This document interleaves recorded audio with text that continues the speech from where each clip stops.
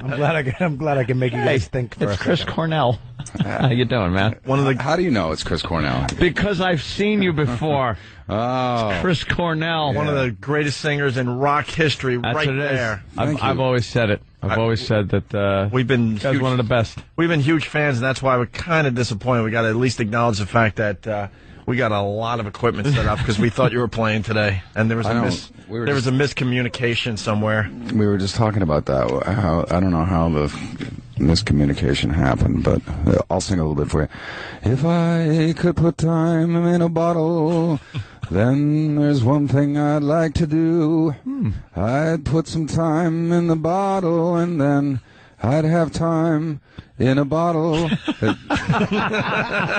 right. Thank you. Wow. I came through. I totally came through. Yeah, I don't know how people like somebody says, "Oh yeah, Chris will come in and sing," and even I was like, it's kind of early. Yeah, for someone to sing. I know how it is to wake up and try to belt something out.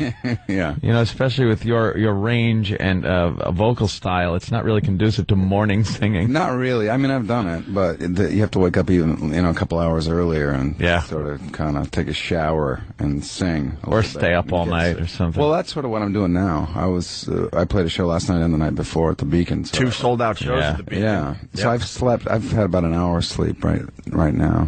That's why I don't really know where I am. You're just kind of singing Jim Croce. That's why that's happening. I like your version better. Time in a bottle. Just to get it out of the way, the last time we saw you, you were in Audio Slave. You were the lead man for Audio Slave. What happened? Just time to move on? Yeah. I had a solo career happening, and that's sort of why Audio Slave was able to happen for me. And it was an opportunity that came up. And really since Temple of the Dog, I've thought, and I want to keep my mind open to cool collaborative ideas, and it was that. But we did 3 albums pretty quickly, and I'm very proud of them. Love the albums, and then just felt like it was time for me to move on, and go back to my own world of kind of doing whatever I want. I always thought you were your own person. Like, it's hard for you to just stay in a band.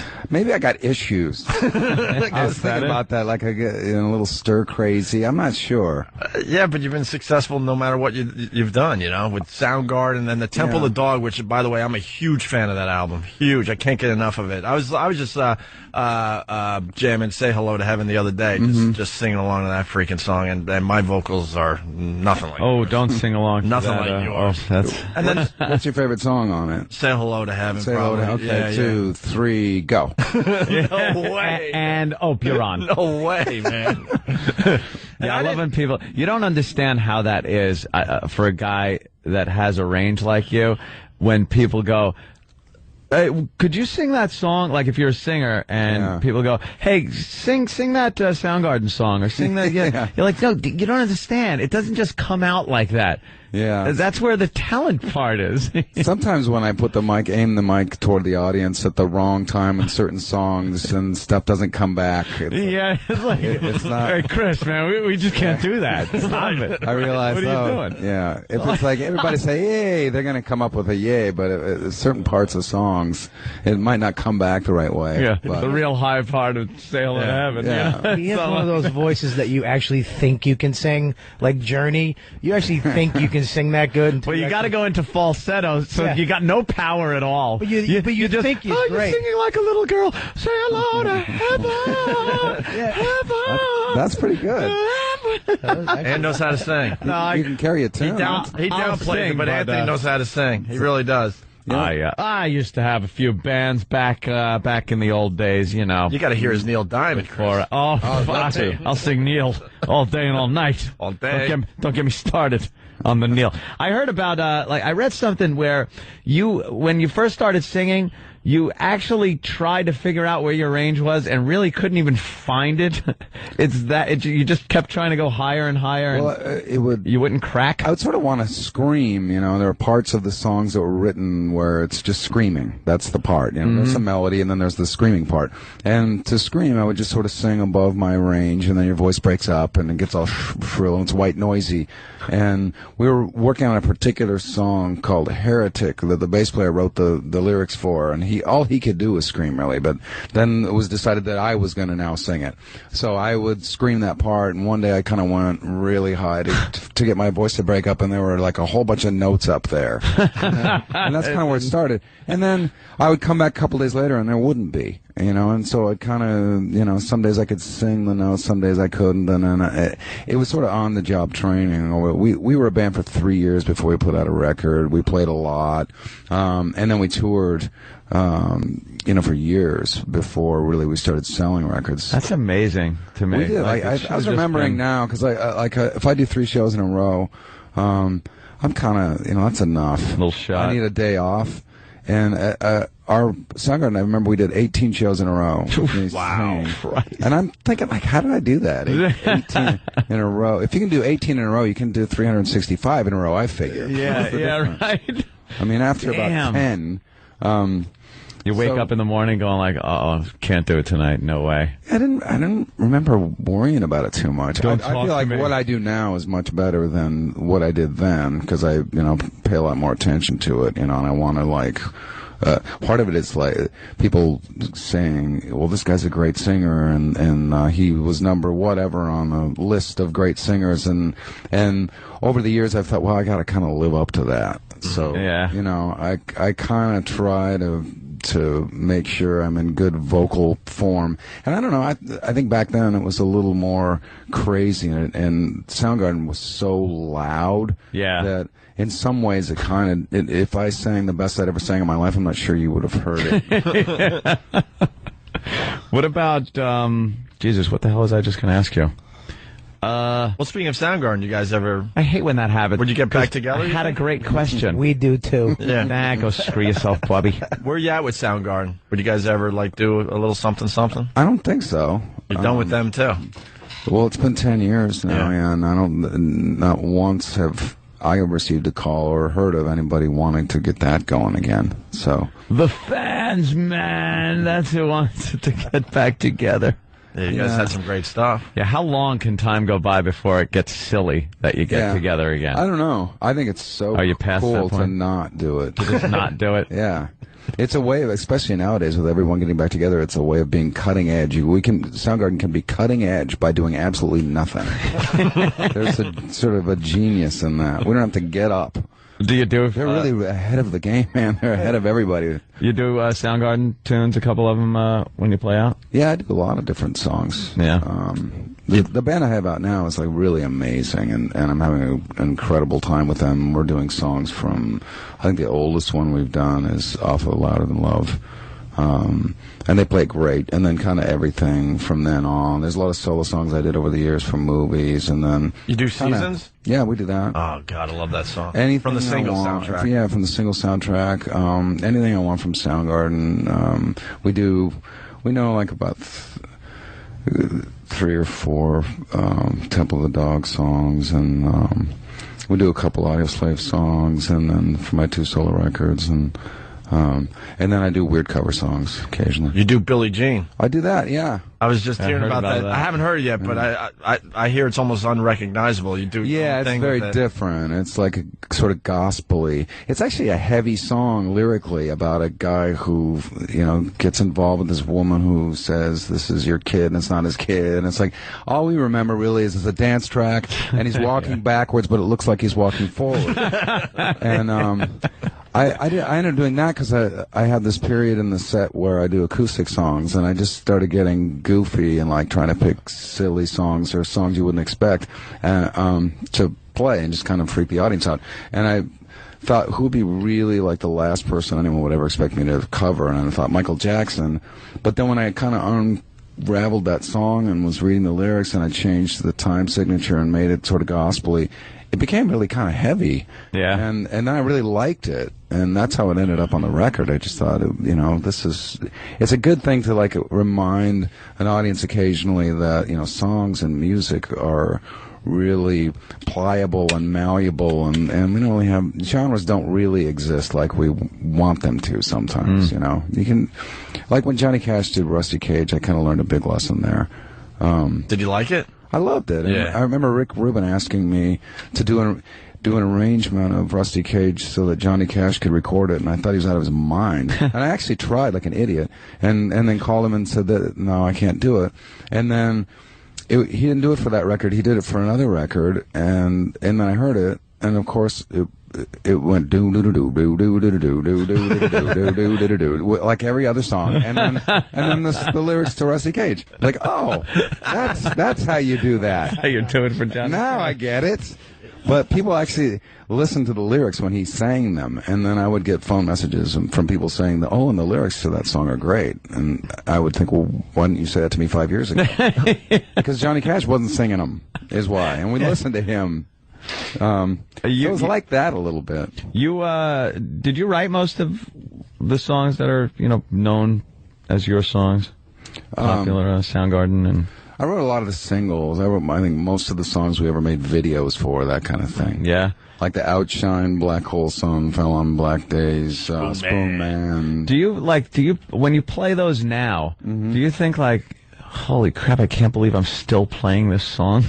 Not really. No? And I'm not sure why. I think because there's been breaks in that period. Yeah, true. You're not just out there pumping it out like that the whole time. And there's so many songs. If you think about it, Soundgarden, especially the last couple records, we could never agree on what songs should go on a record. So we'd go in the studio and record 15, 16 songs, and we couldn't cut it down to 10 or 12, so we would just put them all on it because that was easier than trying to argue. Wow. So the last couple records were really like double albums, and it's just because of the compact disc we could fit 78 minutes of music on it, and then when we put them on vinyl, they are actually double albums. So there's a lot of songs, and there are songs I've been doing songs here and there that Soundgarden wrote that we never actually even performed, I don't think. Yeah, it's probably different for the Wang Chung guys. I think they're probably I can't believe we're still doing Everybody Wang Chung tonight, or Aha, Take on Me guy. Right. Kaja Gugu.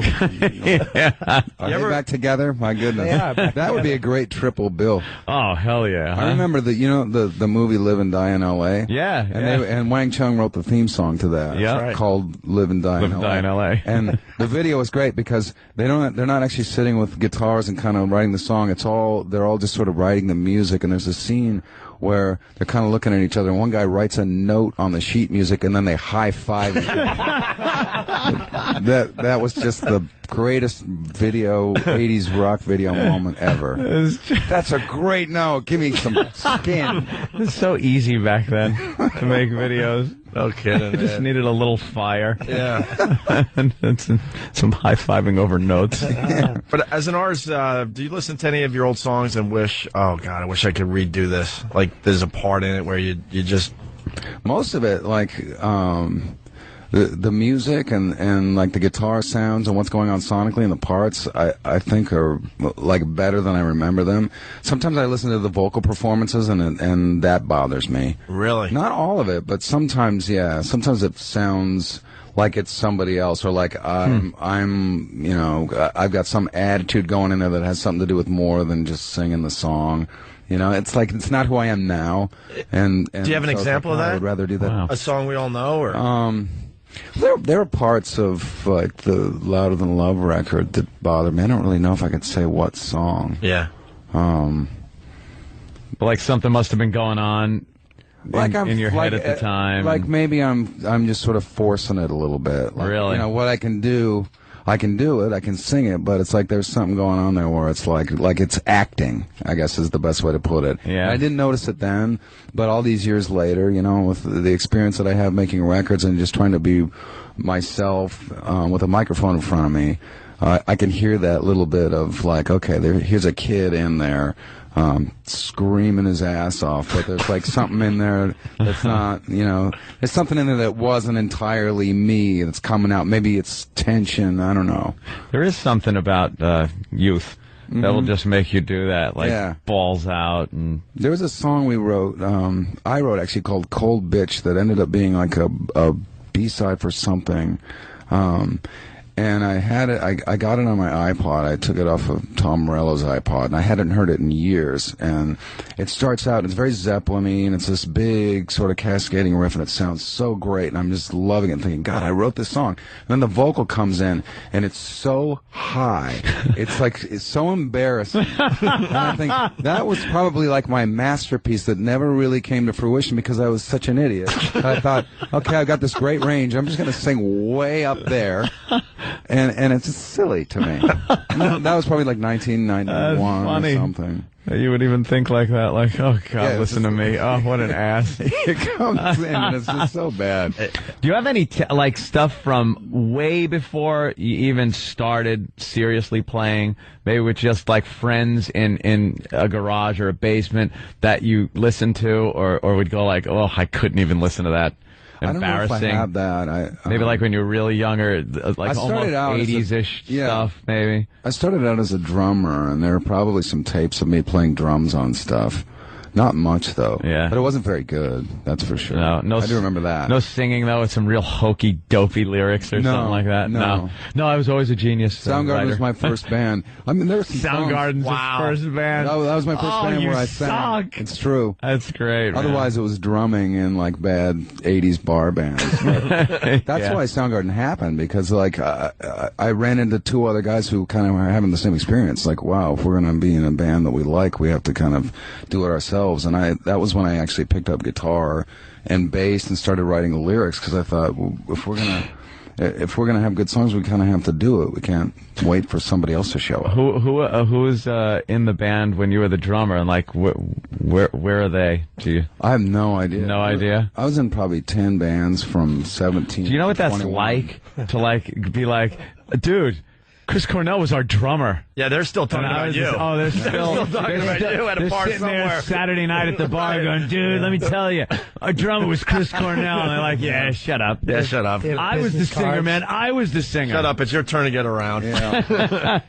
You're the top 8 on MySpace. Yeah. Shut up. We're up. Yeah. We're up. It starts time. Yeah. I used to have a great way of quitting those bands, too, which is, I would say, and very sincerely, I would say, you know what, I just don't think I really am good enough to be in your band. Oh, that's sweet.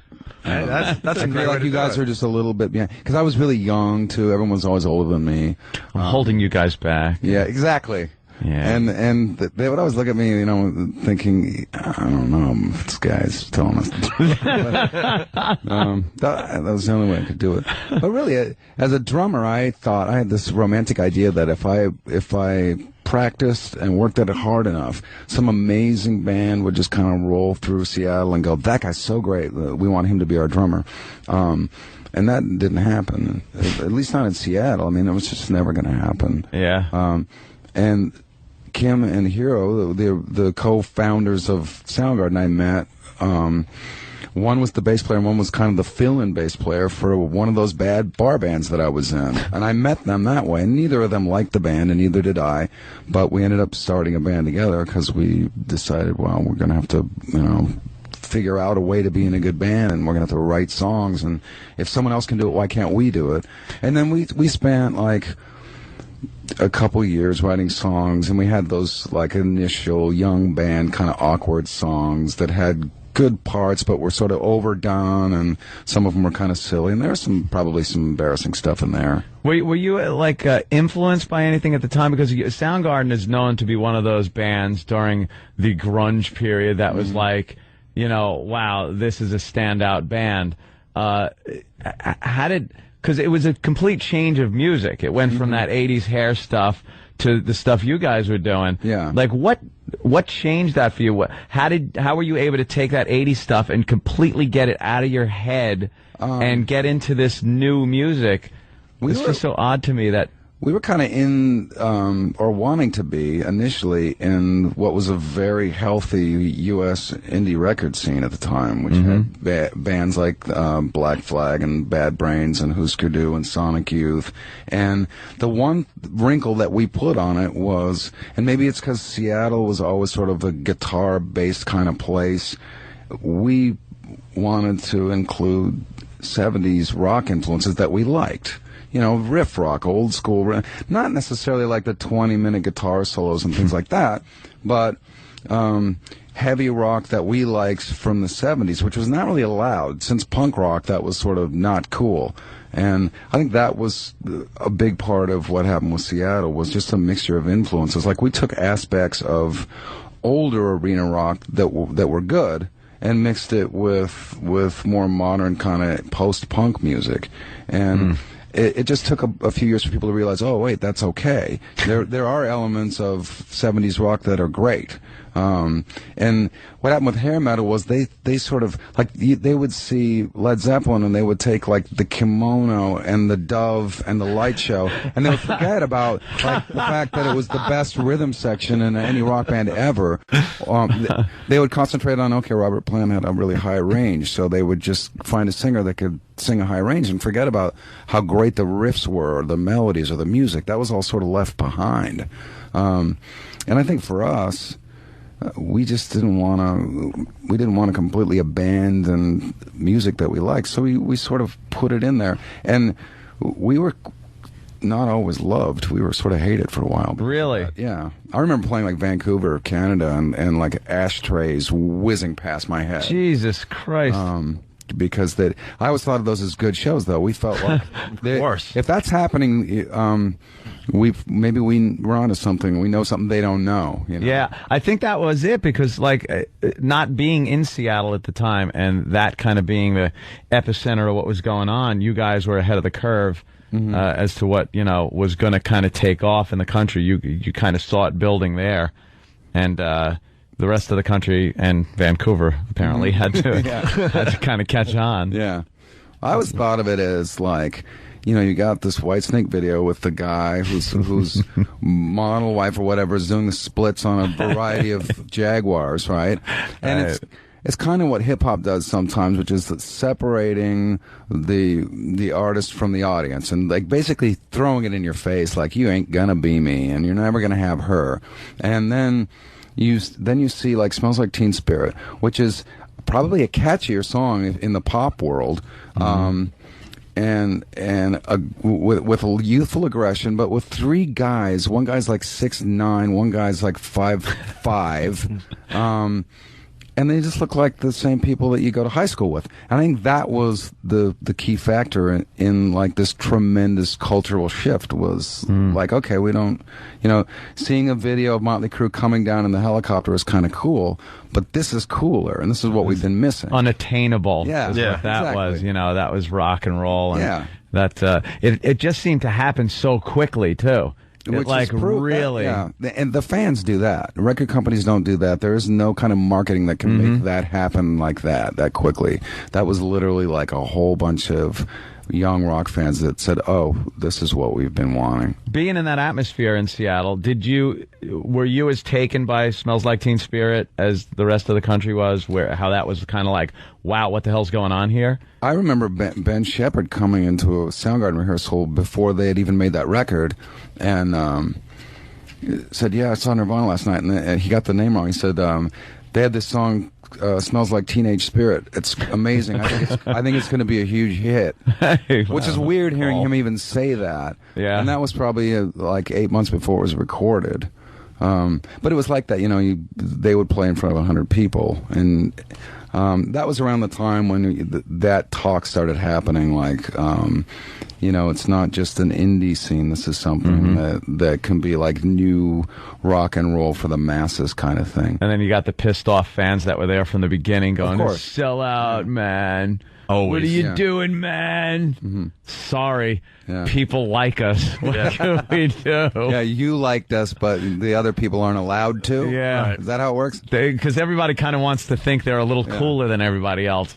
So if other people start liking you, it's like, wait, I thought I was too cool. Yeah, exactly. You know, no one's that cool to like these guys. Exactly. It happens. Yeah. We got to get Chris out of here so he can sleep.